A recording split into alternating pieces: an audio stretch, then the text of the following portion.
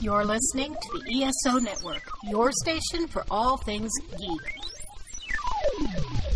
Ian, look at this. What, it's a police box. What on earth is he doing here? I mean, these things are usually on the street. I feel it. Feel it, you feel it? Faint vibration. It's alive. Earth Station Who, a fun mashup exploring over 60 years of the Doctor Who universe. Hold on tight. You never know where the crew of the TARDIS is going next.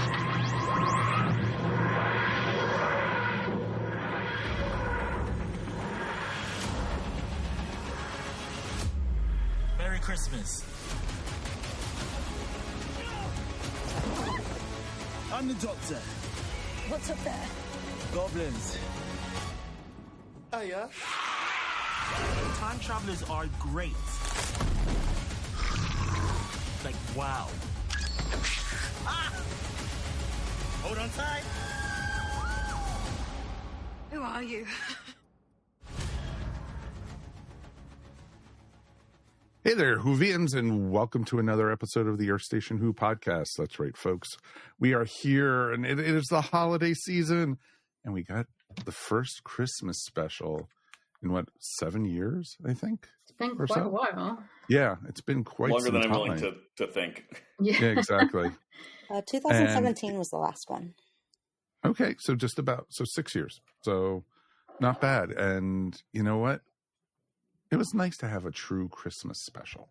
It was fun, and it was great to see a doctor in there that was already comfortable with the role, with already playing the character, and not like, oh, I'm going to sleep through 90% of the episode. Oh my God! Yes, thank God. They dispensed with that. Exactly. And so I thought it was a lot of fun. And so we got Ncute's Doctor, Dr. 15, in his first full episode, and we got to meet Ruby Sunday. And it's going to be a ton of fun to talk all about the church on Ruby Road. And there's going to be spoilers, folks. So How exciting! Spoilers! Spoilers, so it's going to be a ton of fun to spoil the hell out of this one. And if you haven't had a chance to watch it, folks, why not? Why have you not watched it, folks? This is such an awesome return to form for Doctor Who in a lot of ways. And it also felt fresh and new, and it's paving a new way. And we'll get it all into this. And we have a great crew to talk all about this. Of course, let's welcome our guests for tonight. We're welcome with Shannon Clute. Hello, everybody. Happy holidays for you. Happy holidays. And Dave Chapman's back. Hello. It's always good to have you two with us. And we, of course, are joined by our regulars. Ms. Mary Ogle is here. Hi, everybody. Fantastic to be here. Yay. And Mr. Howdy himself, Mike Gordon, is here. Yay. Howdy. Woo. Happy holidays. Happy It's holidays Howdy to Mike all you time. guys. It's Howdy Mike time. You got to make that into a It's been song. I've got to keep that off. Yeah, we need a recording of that. We are recording I will it. only allow it if Ncute sings it. Oh. Ncute and Ruby. He does have a fabulous voice. It's true. He does have a It fabulous sounded voice. good. Yes, he does. He has a fabulous everything. Yeah, he is Yes, just he does. fabulous. Mm-hmm. He is fabulous. Folks, if you definitely would love to hear from you guys at home, please write us. What are your thoughts on the holiday special? Did you like it? Did you not? I've seen both sides from everything. So this is going to be an interesting conversation. And you know what? Feedback at Earth Station Who is the best way to get in touch with us. And we definitely would love to hear from you guys. All right, let's jump in with both feet. It's interesting, like I hinted at most regeneration stories or first Doctor stories, the Doctor is getting used to his new form.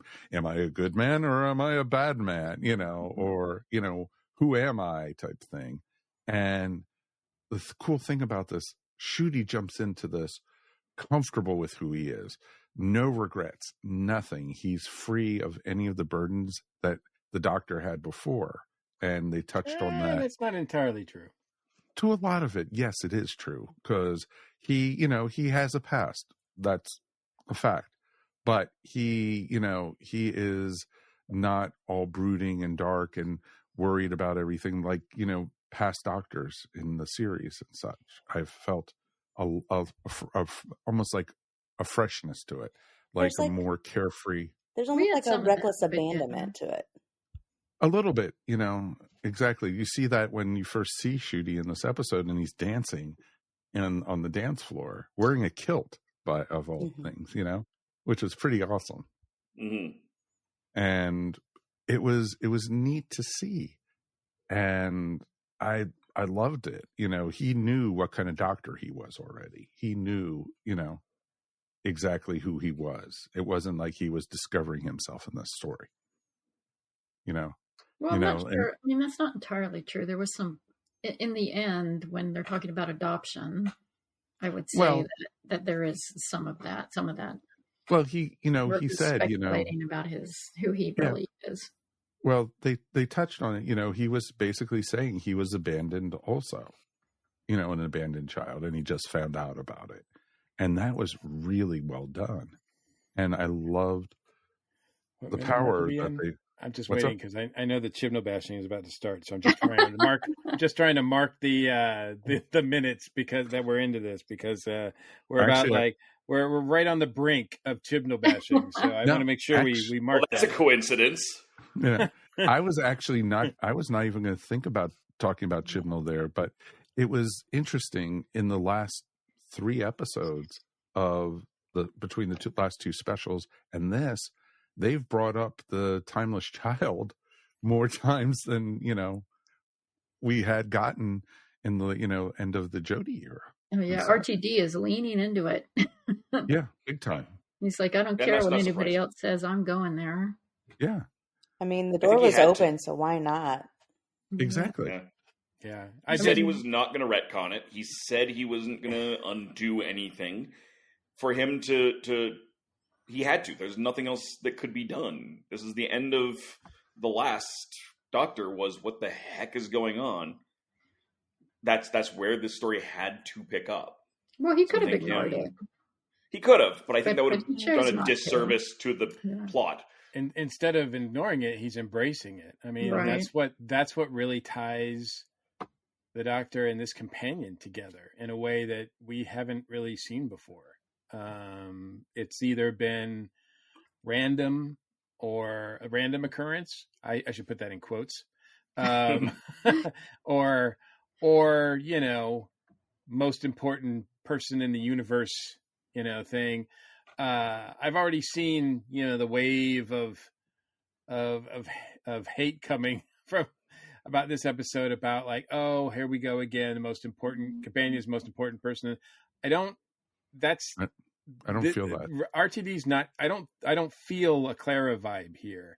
I don't feel like he's going for that here. I feel like Russell's using it as character moments, character bonding, rather than like important. Like, yes, she's going to be important to him, as all companions should be to the Doctor. But as far as her significance beyond that, I mean, it remains to be seen, but I think it's way too early to call that shot right now. She actually reminds me more of Amy and Rose, to be perfectly honest. Yes. Very much so. You have like that bright energy that Rose had at the very beginning with Eccleston's Doctor, but then you have like the coincidence thing that kind of lined up along the same lines as the crack in the wall with Amy. Mm-hmm. So there's just like too many, like, for me at least, too many like nostalgic connections that Ruby Rose has to, these other companions from the past. Mm-hmm. And yeah, I think it's sorry, Megan, go ahead. No, you go ahead. I was going to say, it's you the go best. ahead. No, you go ahead. It's your turn. You do.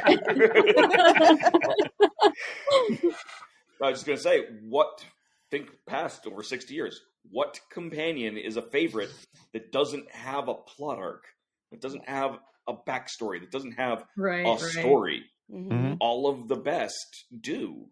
And for all the, moaning that RTD gets,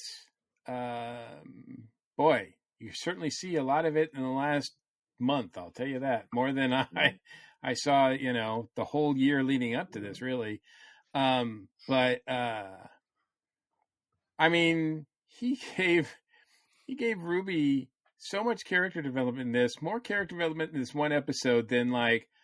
Ryan, all right, I'll go. Then okay, we're at 9 minutes and 23 seconds. Then Shibboleth gave all three of his companions all three of her companions for the entire run of that series. Oh, completely. Yeah.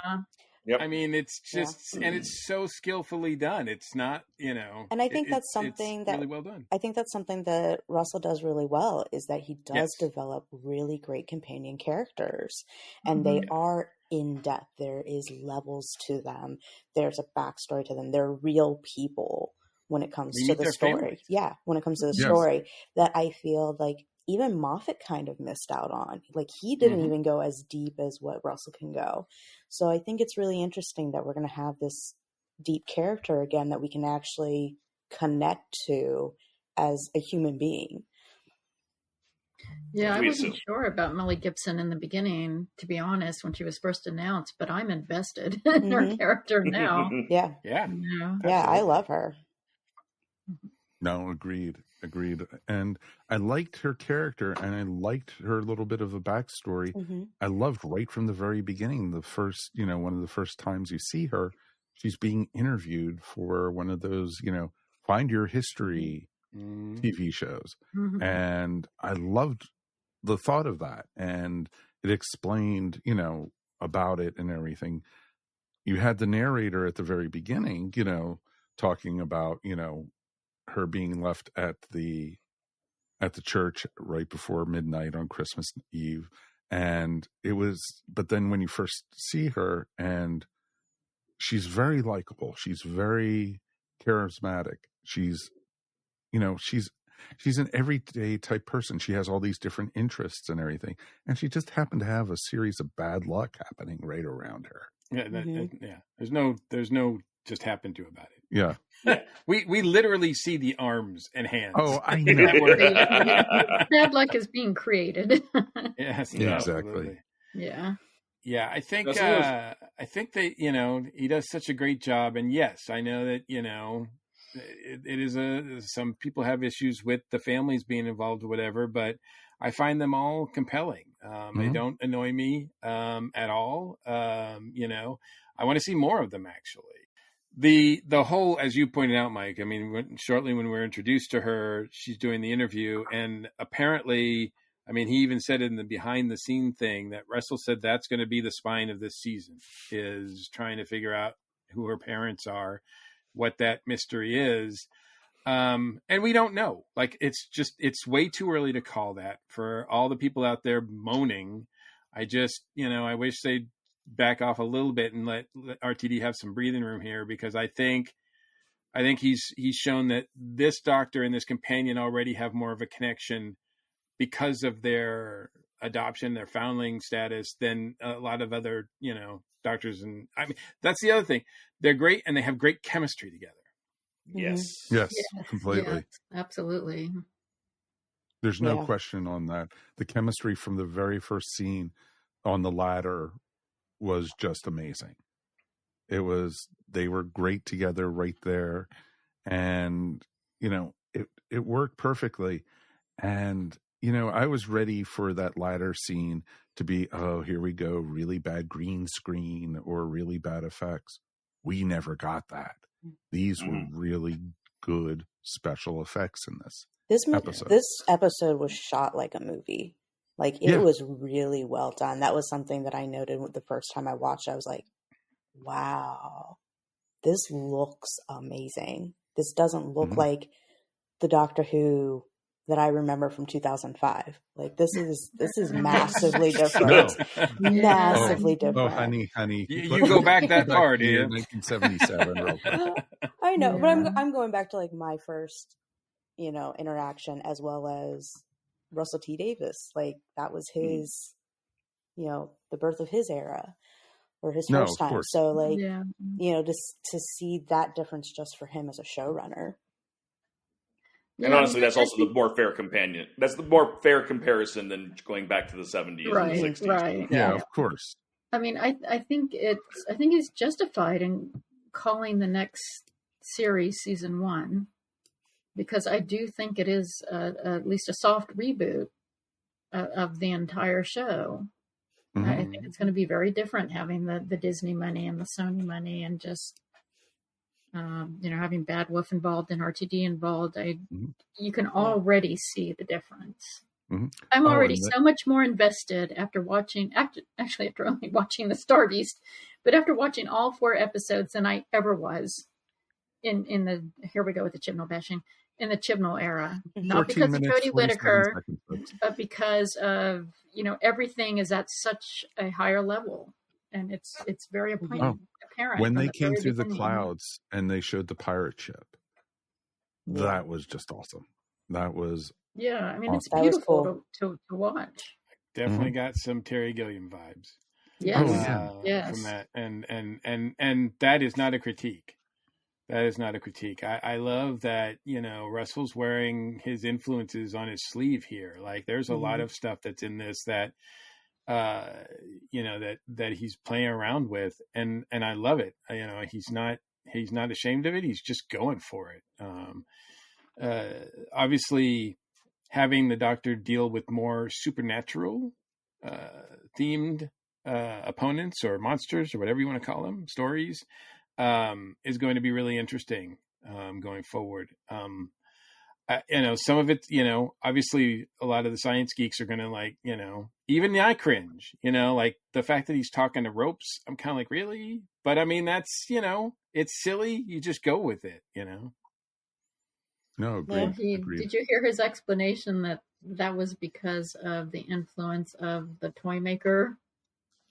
Yes, on the this whole universe.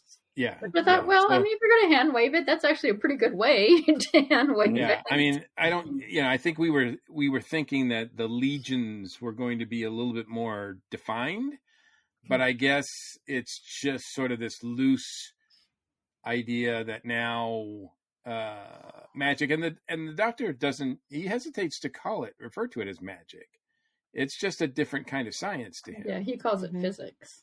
Yeah. So, he is just, so I do feel like that's an interesting distinction, but it does allow, and I don't think we're going to get this every week, but it does allow, I should say every episode, because we don't know what's coming. Like, we're not going to get anything for a while. No. But, that he's going to be able to play with some stuff that have not really been played with in the Doctor Who universe for a while. No, true. If at all. I'm having a hard time remembering any section of Doctor Who, any era of Doctor Who that really plays around with magic to fantasy to a degree. Well, anytime there was magic in it or any kind of supernatural, the Doctor said there was always a scientific explanation for it before. Which he's saying here too. He actually says it here too. But I mean, that is based in reality. Think about the medieval times. So, like, a lot of things that they considered witchcraft or magic back then, we can now explain with science pretty easily. Mm-hmm. So it could just be science that we just don't understand yet. Mm-hmm. No, you're exactly right. And so it's interesting with that. I like where they're going with it, though, and I loved how easy Russell played with time travel and changing of history in this. Mm-hmm. It was really done very well. I kind of wish it had mavity to it. Yes, it had a lot of mavity to it. It had, and I loved how they carried that over. I loved how they carried. You know what? That's something that I can't believe that they're willing to just keep selling. That to me tells me there's more to it. Nah, they're going to come back to it. Or they just enjoy trolling. Yeah. Also, I was going to say, Dave. I'm like, I just feel like Russell's like just having some fun, and it's hard to know, based on RTD's past time. Like sometimes things mean something, and sometimes he's just having a laugh, and I appreciate that as well. And it's amazing to me, like because he well knows that people are going to jump on everything. I mean, look how it's been insane this past like just 24 hours or whatever since the episode aired of how many theories there are about Miss Flood. And I know we're going to get into Mrs. Flood, but just, and that's just a minor thing about it. I mean, it kind of takes away from the brilliance, I think, of Shooty and Millie in this, right? No, agreed with it. And, you know, there's a couple other things, you know, who is the mother?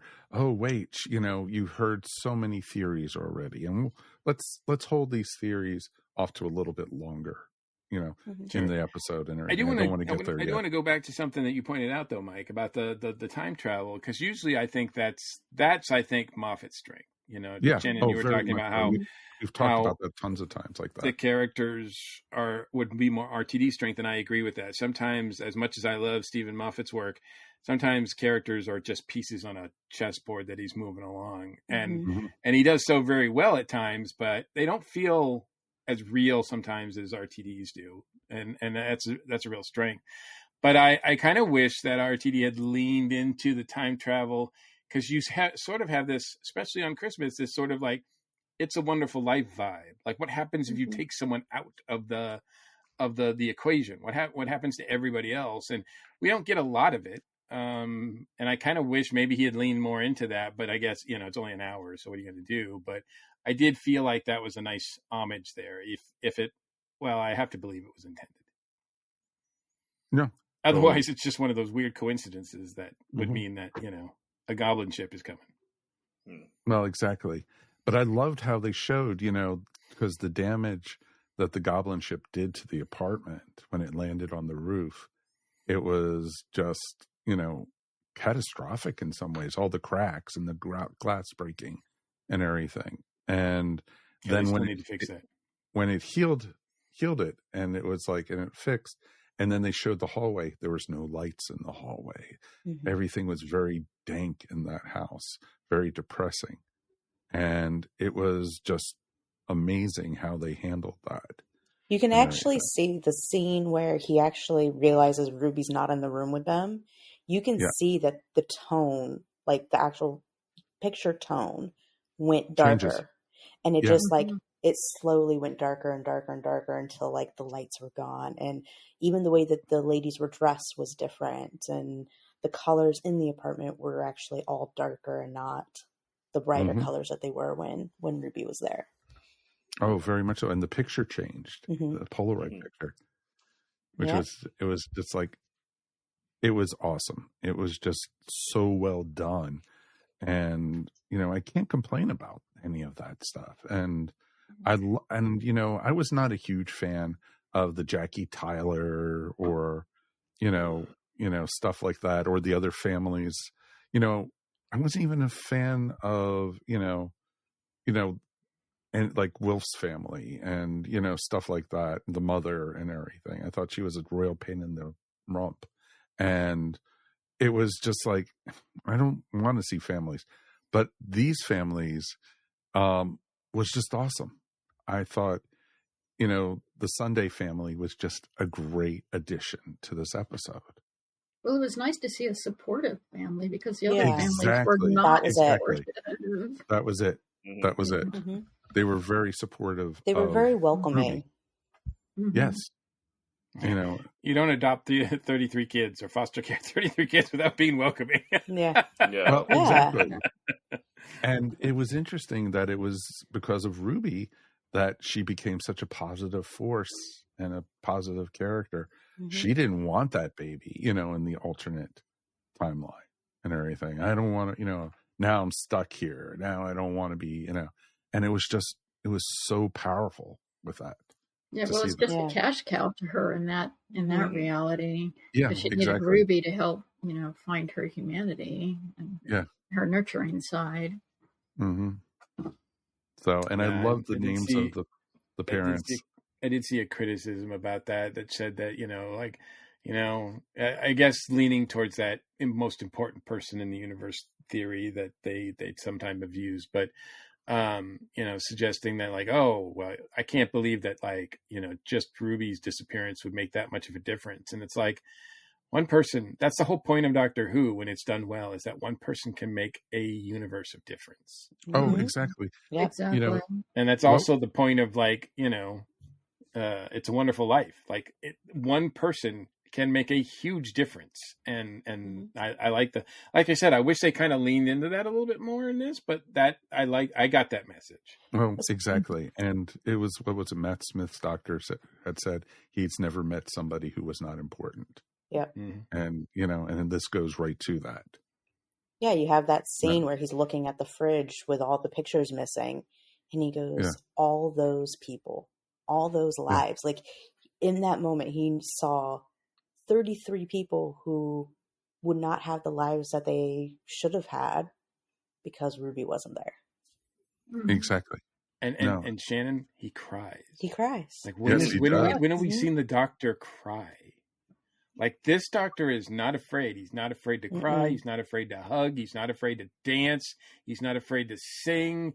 Like, it is probably the biggest change, I dare say, to this character in 60 years. Yeah, the fearlessness.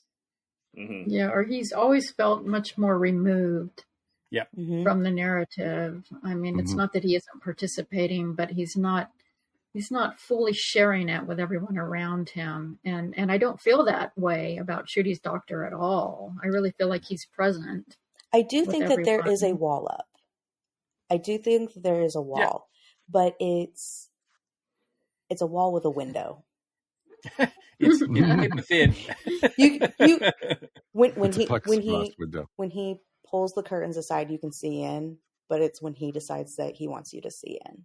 I still think that that's most people, though. Yeah, truthfully. Yeah. I mean, I think that's everyone is like that. You know? When in that scene in the room where he's all of a sudden just says, "I'm adopted," and it's like everybody's like, I mean, the people in the room and the people watching TV are like, "What?" Like when does the Doctor just open up like that? You know, like none of the previous Doctors have opened up like that. No. None of them. Yeah, not until it doesn't mean that he doesn't still have secrets. I'm not saying that. Right. I'm just saying that he's willing to feel things. Yeah. You know, and he's willing to let other people in to a certain degree. I mean, nobody's 100% transparent. That doesn't, you know, if they were, it would probably be a kind of a scary world. God, yes. I do think, though, there is some confusion. The second time I watched it, I think I was a little bit better about this. But the first time I watched it, I did kind of get the impression that he had, you know, the events that we were seeing at the beginning of the episode were actually the beginning of the story. Like, he was there when she was dropped off initially and followed her around since then. And I think that was a little confusing because watching it the second time, it was made clearer to me that no, they're just rerunning that. They're just showing that scene that takes place later in the episode. They're just showing it now.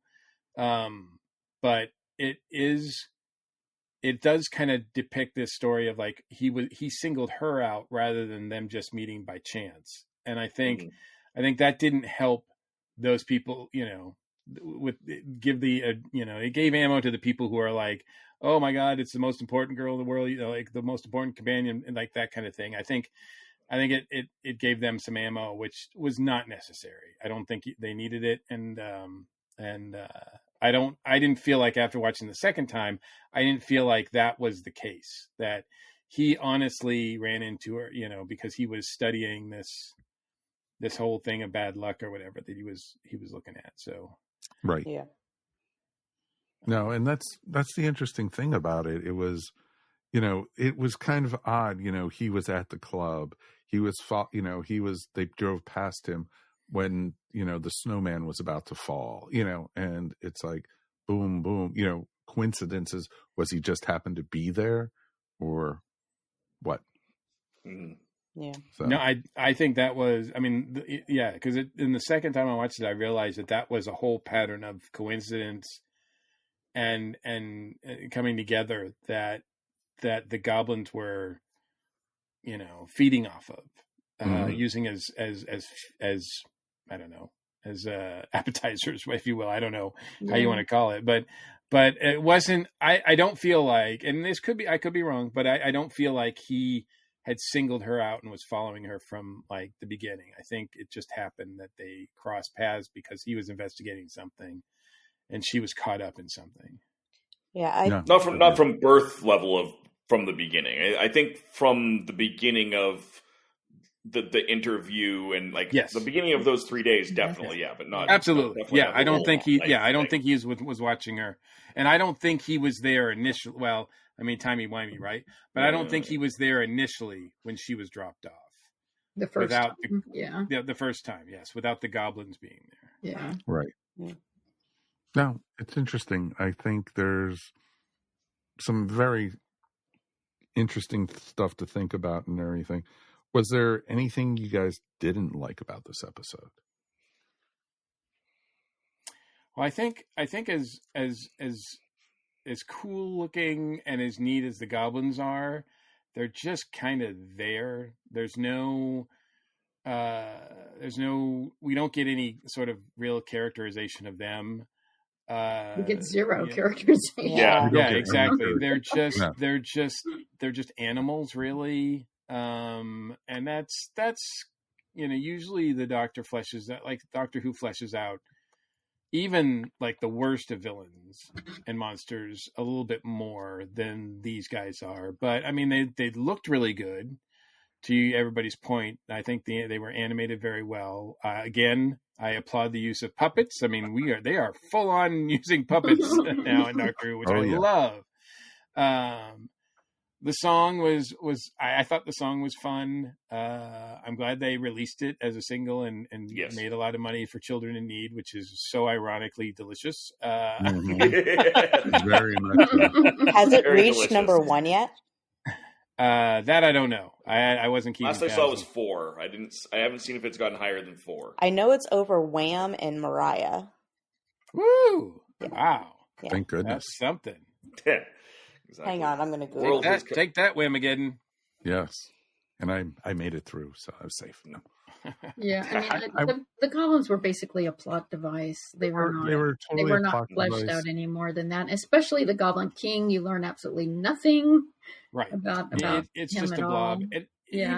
Even the sort of like, how does this work? Like they're all like going, yeah, we're going to eat the baby, but it's really seems like it's only one thing eating the baby, and then you've got like 100 goblins and one baby. And then when it gets destroyed, the whole thing goes away and like you're just like, but and I think Russell T can wave it off. It's just hand magic, but there's obviously like to see some of the other influences that RTD is bringing in, like Labyrinth, big time Labyrinth 5. Oh, big time. Yeah. People were calling it the David Bowie episode of Doctor Who. Sure. Yeah. So I could definitely see that as well. But they were, I mean, you only got an hour. So, I guess, if they were going to have a villainous monster that just showed up to be cannon fodder for nothing else, for no, like, then why not these guys? I mean, I didn't actually look at them go, not like the last special where I was like, man, I really wish we got to spend a little bit more time with the puppet, with the toy maker, just because I found him so fascinating. I wasn't like thinking, oh man, I want to spend more time with these goblins. And I think also there's the whole like goblins versus gremlins thing. I don't know if Russell T purposefully confused the two, but gremlins are usually known to be the ones that are like cause accidents and equipment failure and stuff like that. Not goblins, but I mean, whatever. A goblin by any other name. In saying that we only had an hour, it's worth noting we don't have to only have an hour now. It's true. We have to fit into the British TV, but they don't have commercials. They've got a very different setup. So and with the streaming, we've got a lot more flexibility to just, we're going to do an hour and a half, or we're going to do a 2-hour special. Yeah, they should be consistent normally, but this is a special. They could have gotten away, and it should have, honestly. I think this should have been at least 90 minutes. Well, that I think, despite the fact that it's on streaming in Disney, I mean, they've made it pretty clear that the BBC still has a lot of control. And the BBC says it's only an hour. It's only an hour. Yeah. And I think, I'm not saying that was Russell's issue. He may have even written it as a 90-minute. We've seen that happen a few times. Yeah. Where it's been, here's 8 episodes, you have 6. Oh, crud. And we really have no idea, how well, nor will we ever really know how well this did. In terms of, we've got some ratings, some overnight ratings came in from Britain. But as far as the Disney numbers, good luck trying to get those. Yeah. We'll have no idea how successful it is being for Disney. Oh, yeah. It's interesting, too, because I definitely felt this was for a family. But the whole thing when they showed the Goblin King get the spire from the church right through the gut, Judy was even like, ooh, type thing, when we were watching it. And no blood, thank goodness. But well, I mean, and they just sort of they go poof. There's not like there's nothing afterwards. It's like if you have you kill a head vampire, the rest of the vampires. Right, exactly. It's still family viewing. Yes. And so it was interesting. The one thing I didn't like, and I still don't like, I do not like the new sonic screwdriver. I don't like it either. No, although the screwdriver, it should be called, it's my Sonic, or it's my remote control, or whatever. Yeah. It looks like a universal TV remote. I mean, it was never a screwdriver in the first place. So I closer. I just don't. No. It doesn't matter to me. It's just his device that he uses when they can't figure out any other way out of the plot. But I did like that he couldn't use it on the wood. Yeah, that was funny. Yeah, that was awesome. And I loved how all the different knots meant something on the boat. And everything. Like I like how the sonic screwdriver is kind of different. Like I'm not mad at that. I don't know. It felt weird. Like it felt like it didn't belong, and I don't know why. Like I can't explain it. I was watching it. I'm like, I don't understand why.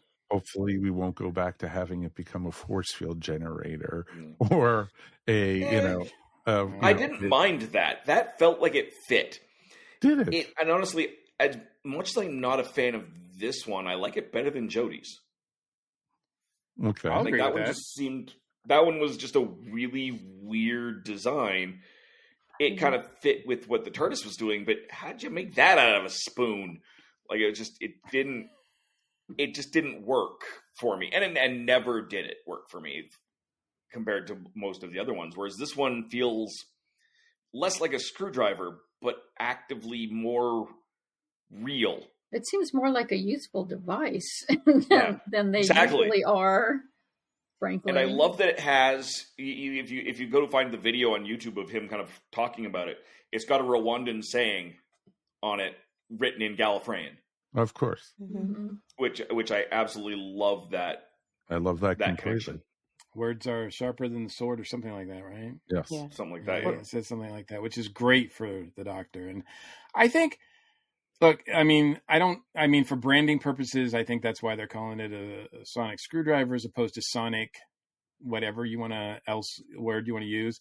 I love it. I loved it when Capaldi had the sonic sunglasses. Mm-hmm. I love any sort of switcheroo with that. So far, and what's most important is that Shooty looks so comfortable with it that I'm like, it's his Sonic. It's his Sonic. So far we've had a sonic screwdriver, we've had a sonic sunglasses, sonic lipstick, that was and a sonic trowel. What else was there? I don't remember the sonic trowel. River Song. Okay. Had the sonic trowel. Good for digging and everything. Okay. Mm-hmm. I vaguely remember that as you say it, but yes, so I trust you. Like a callback to her grandfather. Yeah, exactly. Yeah, because she was an archaeologist. Mm-hmm. Exactly, and I love that episode. Doctor, Sonic me. And Amy went, you two are so a couple. And I don't think he used it in any way that really annoyed me in this story anyway. Like, I didn't feel like, I mean, it just seemed like, okay, I mean, it can control electronic stuff. We've seen that before. And he switched the light. Like, you know, I mean, it did what it needed to do. And I don't know. I don't have a problem with it. No, I don't, functionality wise, no, of course not. I'm just talking about the look of it. I have to get used to it. That's all I'm saying. Mm-hmm. I did like, though the gloves were pretty awesome. The gloves were cool. Gloves. Mm-hmm. Yes.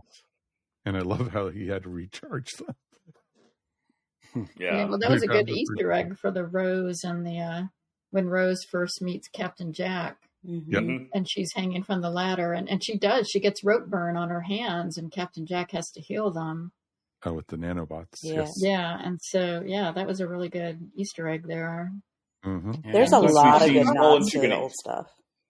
We have seen, many times where the Doctor is hung from the TARDIS, like the 11 hanging from the from the TARDIS, and all that. So, I mean, that seems to be like something that they have to feel like they have to include as well. Well, it also shows that, I mean, I think it shows the new character of the Doctor. It's like, I actually care that this hurt my companion. Mm-hmm.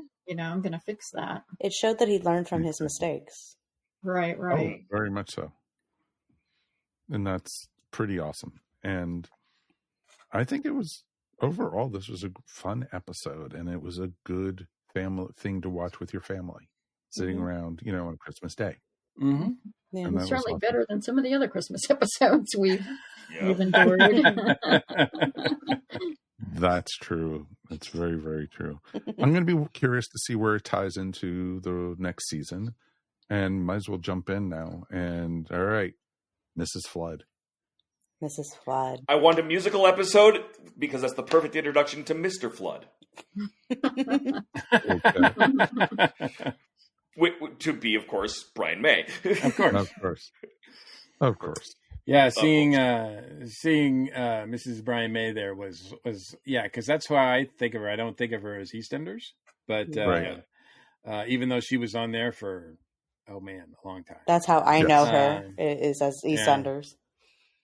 Yeah, I mean, everybody's offering all these the standard, like, she's the Ronnie, she's Rivers, she's this, she's that.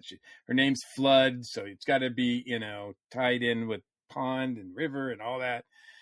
I mean, I'm like, well, maybe her character from EastEnders, Angie Watts, like, just decided, like, she was tired of being in the East End and went to went to live in Notting Hill, like, and move up in the world. So, like, and she knows a TARDIS because guess what? We know that a TARDIS has been to the EastEnders. Like, we know that that's happened because we watched Dimensions in Time not too long ago. So, yeah. But I think there is something else going on there. I don't know what it is. I see a lot of people already getting upset about it, which I actually like that. Why? I like that as, like, almost like the subplot. Like, you have, like, the regular plot that's, about the companions, but then there's, like, always that, like, fun little story underneath. And I like that Mrs. Flood is going to be that for us. Well, we've got too many questions. We've got all the things that Russell T opened up or left open hanging, from the specials. Right. The 3 specials. And now we've got 2 more in addition to that. And one is, of course, Ruby's parentage, and 2 now Mrs. Flood. Now, oh God, I've heard so many about the parents already. Are they the same? Are they are these all 4 separate threads? Do some of them link up? We obviously it's too early to know. I think Mrs. Flood does know who her parents are.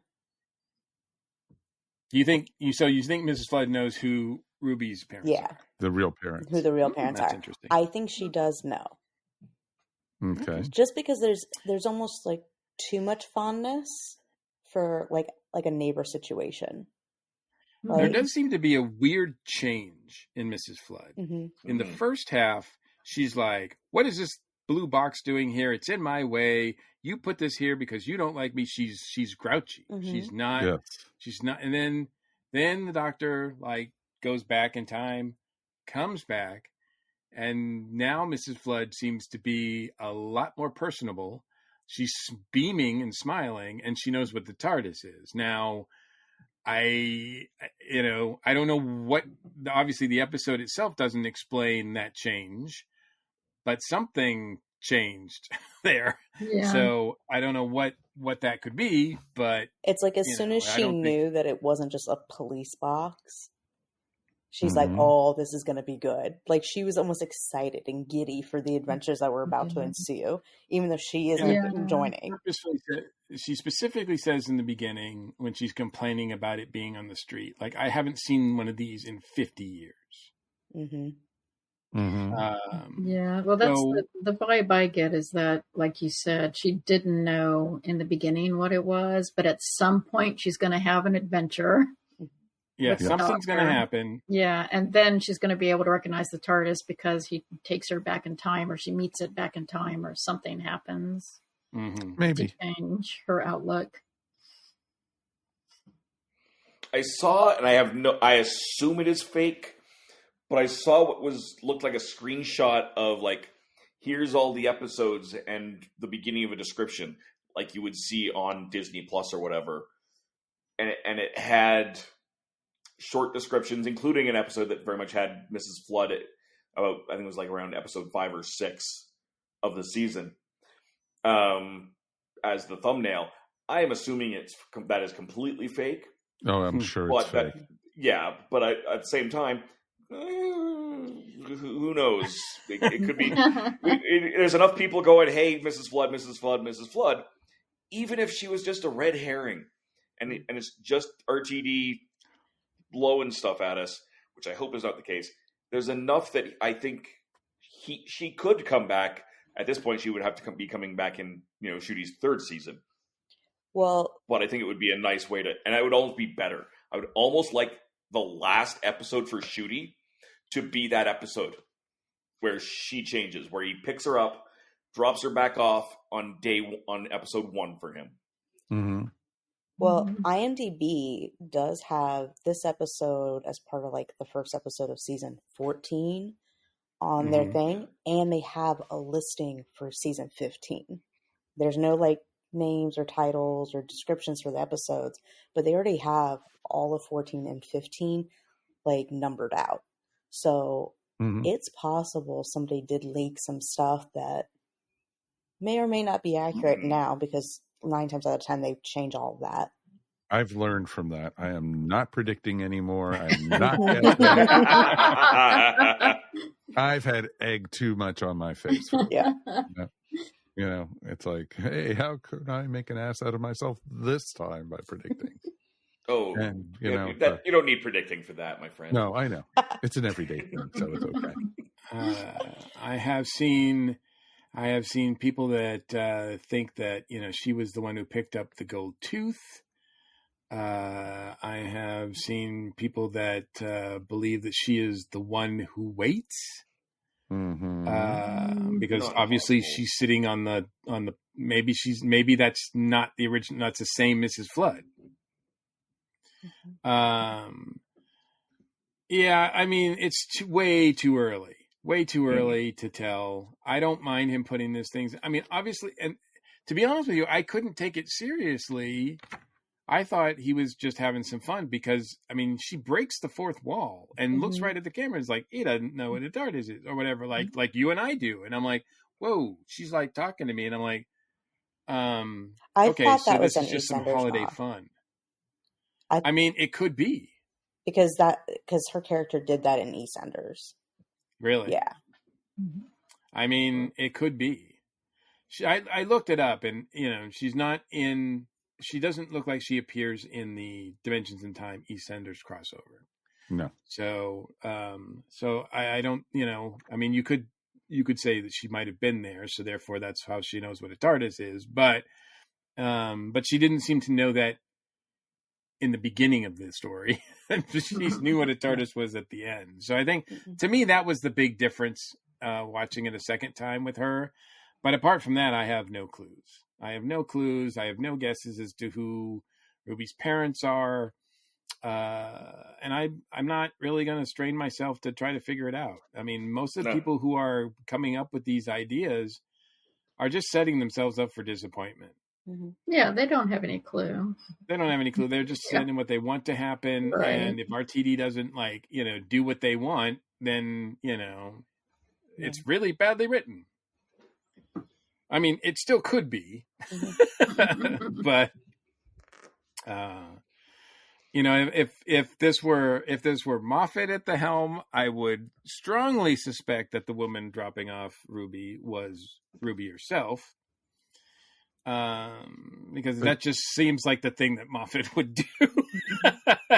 Yeah.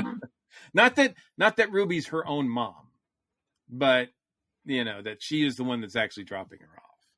It did look a little bit like her boots. I mean, it did, but it also looked like 13's boots. It also looked like Clara's boots. It looked like there's so many people that could. What it did not look like is period appropriate boots, though. No, it did not. I get a feeling that we're going to see that scene from another angle, or we're going to see more that happens in that scene later on, just because it didn't seem to make sense to me that the Doctor had an opportunity to see her, to run her down, to take her with her, to meet her. Does not. And he does not. Or to that doesn't seem like this Doctor. Yeah. That doesn't seem like something that this Doctor would do. So I was very confused by that. Like, I watched that scene, I'm like, why didn't he at least interact with her? Like, we don't need to see who she was. Just call out her, Like, I would have been perfectly fine not knowing who she was, and that's something that we, developed down the road. But I was like, the Doctor didn't go to her. The Doctor didn't say anything to this person, or at least, see this person's face. And I'm like, that's weird. That's not... I don't know if I like that. Yeah, especially this Doctor. He seems so open and not secretive and wanting to help and hug people and all that. It doesn't seem like something that he would do deliberately to hurt somebody or not find out about something. So no, exactly. I feel like there's more there that we're going to find out. It was interesting too, because, when the Doctor went back, he had the opportunity to find out who the mother was. It almost seemed like he knew already in some ways. Mm-hmm. Yeah, he looks, even though he knows what's about to happen, he looks very sad. Yeah. Mm-hmm. Yeah. Exactly. He looks very sad about it. And I think he might be aware of something that's coming. Simply because, when he drops off Ruby and before he goes to say hi to her again, he has that look on his face and Mrs. Flood says, "Hey, what's wrong?" Mm-hmm. And he's like, maybe I'm the bad luck. Mm-hmm. Mm-hmm. Exactly. And we know that he's been bad luck to companions before. Well, that's what the toy maker was hinting at. Not hinting. Mm-hmm. Not coming right out and saying. Yeah. But that's okay. Complete with a puppet show. Yes. And that was all right. Sorry, I love that. Snip. Yeah. I found it interesting, and we've seen all of these images kind of him in all of these different costumes. We saw 4 costumes, 3.5 costumes in this episode alone. Mm-hmm. Yep. Because he was wearing the first revealed costume with that really funky suit, which I really love. I think that's the most Doctor-ish thing he's been worn. Yeah. Yes. And the weird hat. Yeah. And then we saw him with the kilt, and then we saw him with the jacket and the kilt. Yes. And then we saw him with his which is I'm only counting as a half a costume. Saw him with his what he has described on video as that is his base Doctor look. Yes. And then we saw him with a different sweater again at the end. Mm-hmm. So it's going to be cosplayers are probably just drooling right now, pulling their hair out, one or the other. Yeah. Especially if you look at the trailer, the trailer for the new season, Mike. Like you were going to say, there's even I think at least 4 more different outfits in that. I mean, I've already saw somebody. That's only 30 seconds long. I've already saw somebody do his first regeneration where he's just in his like underwear and shirt. I've already seen somebody cosplay that. So like, we are 2 out of 2 for him without pants at some point. So I'm calling it right now. And he can pull it off. I can't predict much when it comes to Doctor Who or really anything in life. But I'm predicting this that there will be at Dragon Con next year a whole host of people just cosplaying the 15th Doctor in different outfits. There's going to be like 100 different outfits, 100 different cosplayers. Should be.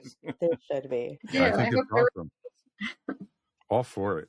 All for it. And, you know, hey, it makes great, you know, I mean, the endless amount of toys they can sell.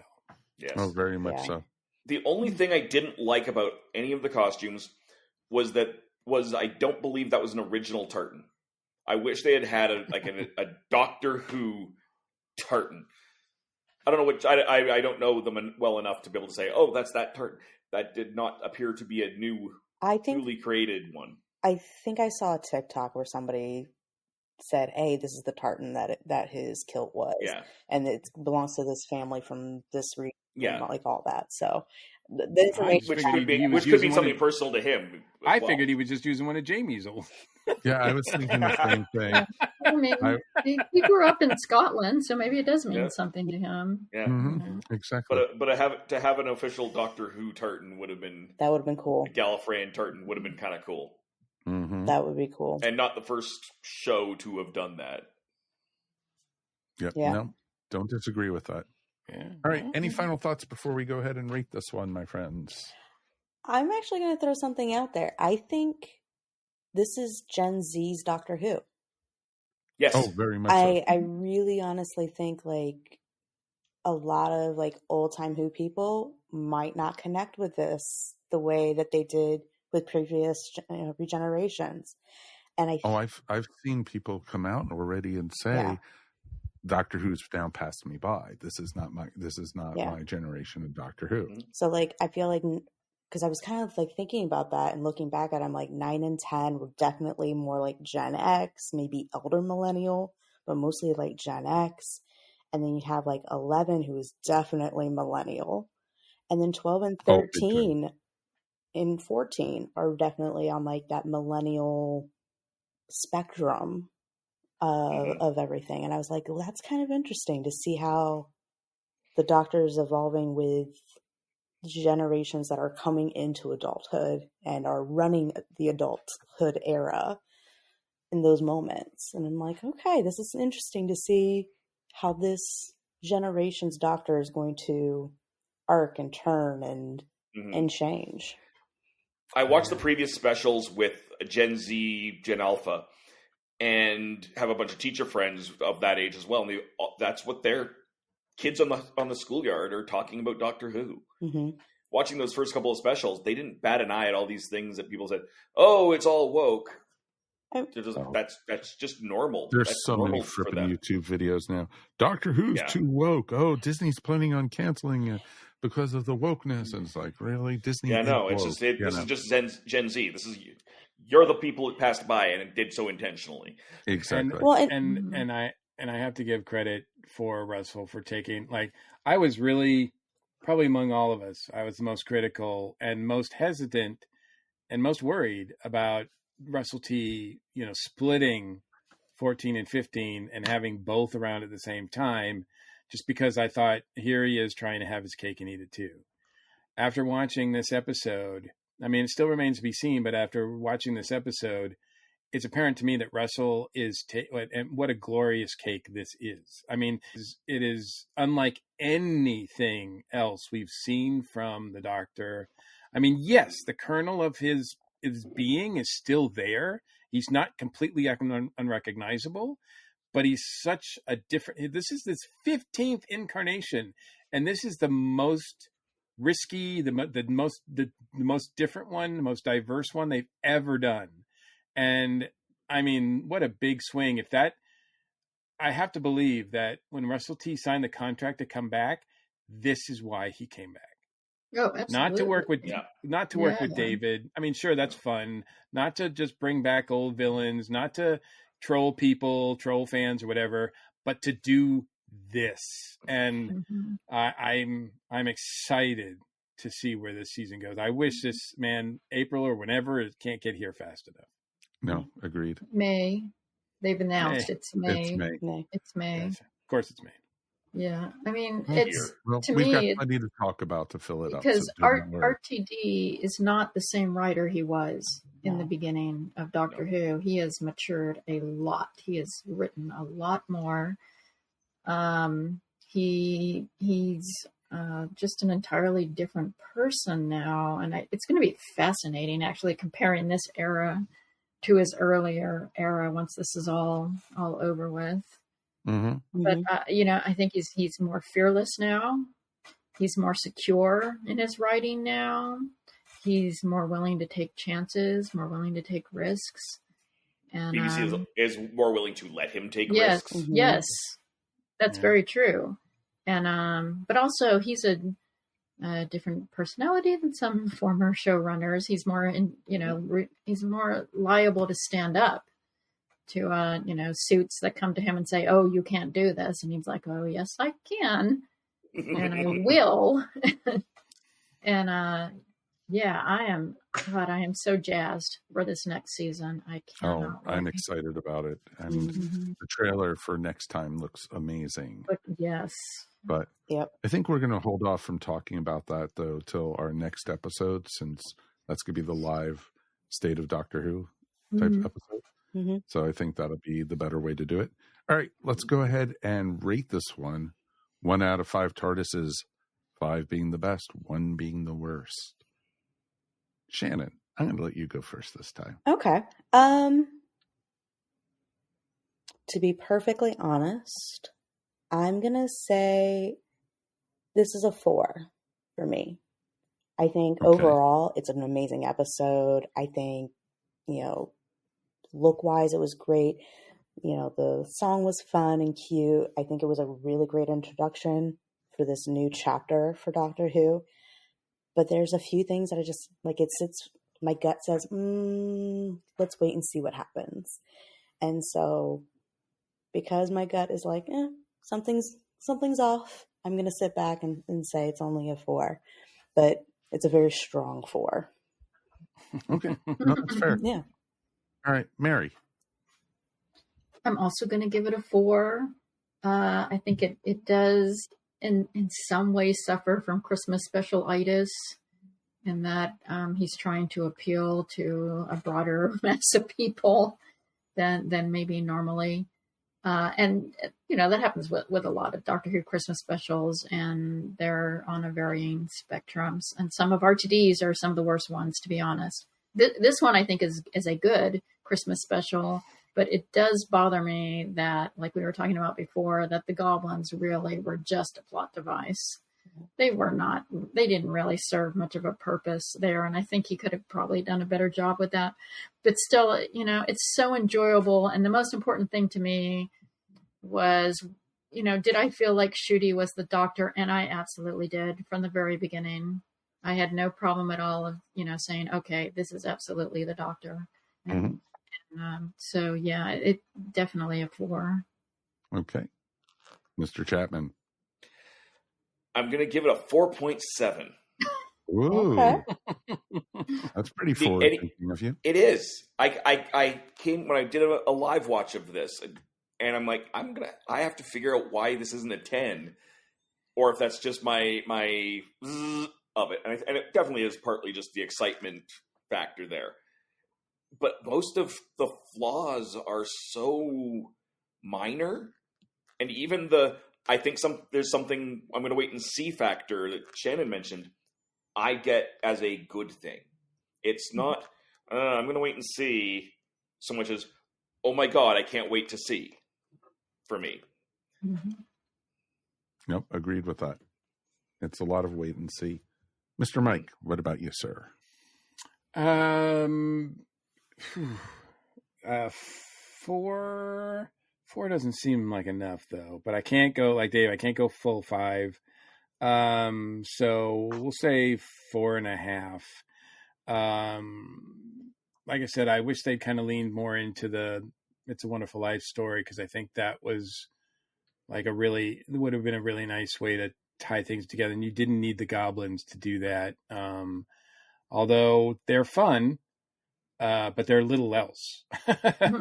They're fun, and they've given me an earworm. So thanks for that, Murray Gold. And he's so good at that. Damn him. Yeah, and I think, I get it. It's episodic storytelling. Everybody's binging stuff, so you just don't do anything that's just single stories anymore.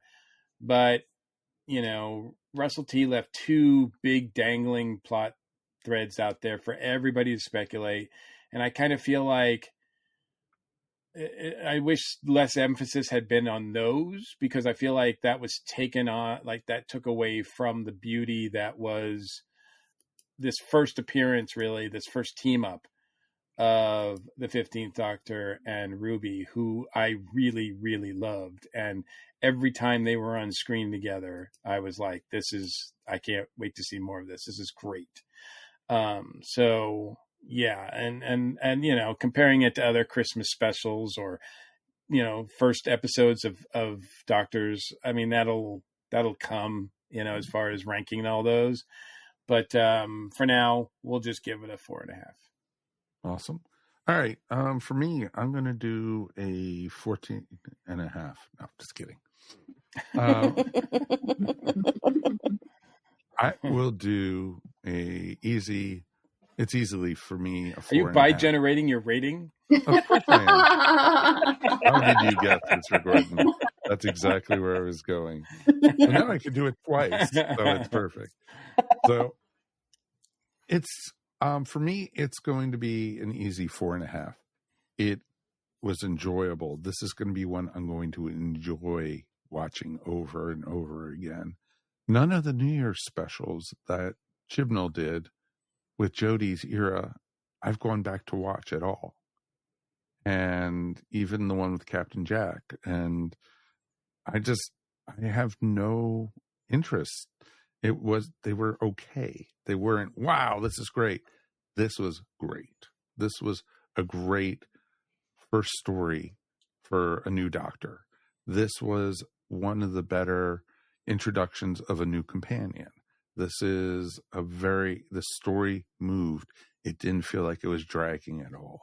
And it opened so many questions for what's to come. And that's what is great about new Doctor Who.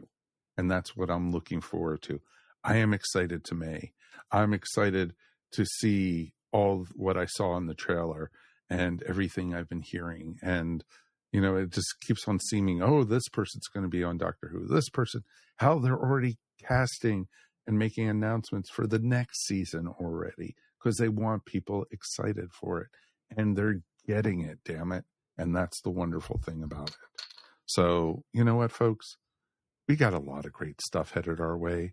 Mike, I have to give your rating of 4.5 a 5 TARDISes, because not only does it agree with mine, but also the fact that not only did you bi-generate your rating, but you actually slipped in a Chibnall bash too. I mean, that's like you went for the trifecta, my friend. I can end 2023 with a bang. That's what I love to say. This is the great thing about it, folks. And that's going to wrap up the episode for tonight, folks. Thank you guys for joining us. Little programming note. We will be back on Tuesday, the 9th of January, and we are going to be doing a live episode. We are going to be talking all about the 3 holiday specials, or the 60th anniversary ones. And we're also going to be talking about the Christmas special all together, and we're going to talk basically about the state of Whodom, about where it's going, the Whoverse, whatever they want to call it. And it's going to be a ton of fun. And it's always fun to do a live episode. It's been a while since we've done one of those. So we'll be up on StreamYard, and we'll put in places that you'll be able to find us. And I think that is also, I can announce it now, going to be the premiering of our brand new YouTube channel. Woo! Starting in 2024, our Station Who is going video. So we will have a video presence also. So please check us out. And you know what? we'll have lots of fun with it, and it's just more work for me. So it's, hey, what the hell? It's cool, and we're looking forward to it. And it's going to be neat to have an experience with all of you guys and to be able to share it with you guys, because 2024 is going to be a banner year for Doctor Who, and we might as well expand with it and everything. So it's going to be a ton of fun. All right, folks, let's thank everyone for joining us tonight. Shannon, thank you for being here tonight. We do appreciate you. More than welcome. I always love being on. We love having you. And Mr. Dave, thank you. Thank you for having me on the last second. No, it was. We were supposed to actually have Melanie Dean on with us originally, and she got the stomach flu. Ooh. That's been going around. Man. And so it's 2 for 2 with recordings on that. Yeah, I know. Oh, yeah, she's not having a good... we had to cancel a show from her, too. So yep, exactly. It's not a fun one, apparently. She's going through some nastiness. But she'll be back. She's already agreed to appear on our next episode. So there we go. Hey. We can't do a live episode without her anyway. So, it's in her contract. And let's thank our regulars, of course. Mary Ogle, it's been wonderful broadcasting with you for the last year. Looking forward to 2024. Yes, I've been really, really enjoying these watching New Who again and talking about it. I missed everybody so much talking about New Who. I cannot wait for this next season to start. Oh, I know. And it's going to be interesting to see what we got coming to us. You want to promote your work real quick? You can find me at maryogle.com or on Etsy at eVision Arts. Awesome. And Mr. Mike Gordon, my partner in crime. Thank you, sir, for being here all the time. You since episode 1, sir. All time. Absolutely. Yeah, and for since 24 episode to be 1. given. Exactly. Since the very first episode, even before that, when we were doing our Doctor Who coverages in Air Station 1, it has been my pleasure. Awesome. Thank you, guys. I hope everybody here has a happy new year. Hope everyone could spend a time with their family. If you need to catch us, please catch us over wherever you watch or listen to fine podcasts. I was jumping ahead with video and everything, saying watch us and everything. Soon, very soon. But yes, listen to us anywhere fine podcasts are found. And if you've made it this far into the show, give us 5 stars. Like us. Give us a review. We would really appreciate you guys. And you know what? We could also be found as a great Facebook group on, Facebook. And we're going to also, on top of YouTube, we're also going to have a presence up on Instagram. That's right. We're finally going to have an Earth Station Who page up on Instagram also. So we'll be up there also. So definitely, I'm on vacation this week. I don't have anything else to do, So, so I'll play around with that kind of stuff. But please, also feedback at Earth Station Who is the best way to get in touch with us if you need to write us or anything. Thank you so much, everyone. Till next time, have a great New Year's. Be safe. Hug your loved ones. And you know what? Watch out for that blue box. It's headed your way. Woo. You've been listening to Earth Station Who, a pop culture podcast dedicated to all things Doctor Who, featuring talents from throughout space and time. All topics on the show are the sole opinions of the individuals and are to be used for entertainment value alone. You can subscribe to our show wherever fine podcasts are found, or check out our website, earthstationwho.com. Don't forget to check us out on Facebook or Instagram, and if you enjoyed the show, please write to us at feedback@earthstationwho.com. Thank you so much for listening, and we will see you on the next journey of Earth Station Who.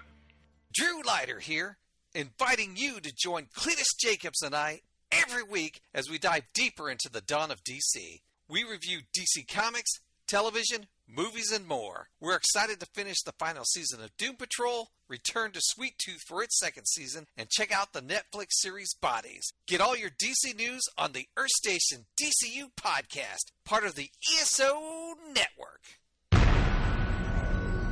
This has been a broadcast of the ESO Network. Be part of the crew and help support our shows by donating to our ESO Patreon or by shopping at the TeePublic store, which can all be found at www.esonetwork.com. The ESO Network, your station for all things geek.